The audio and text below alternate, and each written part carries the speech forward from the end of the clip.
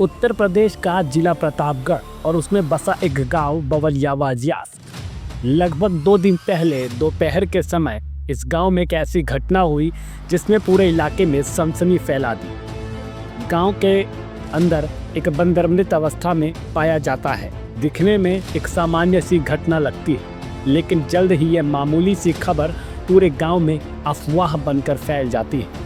कुछ ही देर में गांव का एक परिवार कथित रूप से बिना किसी सूचना या अनुमति या अधिकारी की गैर मौजूदगी में उस बंदर को दफनाने निकल पड़ता है।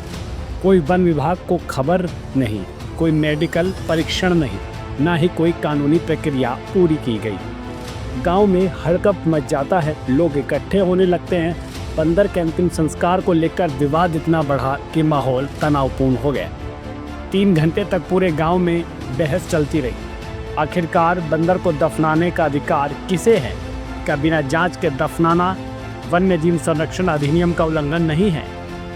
यह बात सिर्फ धार्मिक भावना या पशु प्रेम की नहीं थी। यहाँ सवाल था कानून का और उस प्रशासन की चुप्पी का। भारत के वन्य जीव संरक्षण अधिनियम 1972 की धारा 9 के अनुसार किसी संरक्षित वन्य जीव की मृत्यु पर उसका पोस्टमार्टम रिपोर्ट और वन विभाग की अनुमति अनिवार्य है। लेकिन यहाँ तो सीधे दफना दिया गया, बिना किसी रजिस्टर में नाम आए, बिना किसी जवाबदेही के। स्थिति इतनी गंभीर हो गई कि प्रतापगढ़ के पुलिस अधीक्षक व जिलाधिकारी को ट्विटर और कॉल दोनों के माध्यम से सूचना दी जाती है, लेकिन अफसोस न कोई अधिकारी पहुंचा, न किसी ने दखल दिया। सवाल ये भी उठा, जब कानून साफ है तो कार्रवाई क्यों नहीं?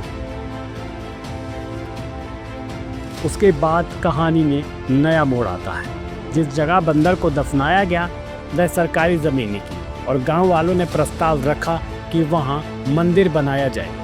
शुरुआत में गांव के ज़्यादातर लोग इस प्रस्ताव से सहमत हो गए, लेकिन अचानक गांव की एक महिला ने इसका विरोध शुरू कर दिया। ये वही महिला थी जिसके पति और ससुर पर पहले से ही ग्राम समाज की ज़मीन पर अवैध कब्जे का केस दर्ज है। सवाल ये है, क्या विरोध धार्मिक था या निजी स्वार्थ से प्रेरित? ये वही महिला थी जो बार बार प्रशासन के आदेशों को चुनौती देती आई है और कुंडा तहसील प्रशासन और प्रतापगढ़ डीएम अब तक इस पर कोई ठोस कदम नहीं उठा पाए। जब मुख्यमंत्री योगी आदित्यनाथ का स्पष्ट आदेश है कि किसी भी ग्राम समाज की ज़मीन पर अवैध कब्जा होने पर तुरंत हटाया जाए, तो आखिरकार प्रशासन इतना ढुलमुल क्यों है? क्या बंदर की मौत कानून की धज्जियाँ और सरकारी ज़मीन पर अवैध दखल सिर्फ फाइलों तक सीमित रह गया है?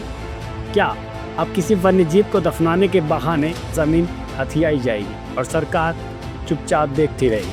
ये केवल एक बंदर की कहानी नहीं है, ये उस सिस्टम की तस्वीर है जिसमें कानून सिर्फ किताबों तक सिमट गया है। एक मृत बंदर, एक अनदेखा कानून, एक राजनीतिक चुप्पी और एक सवाल, क्या कानून की कीमत अब भी बराबर है या हालातों के हिसाब से बदल दी जाती है?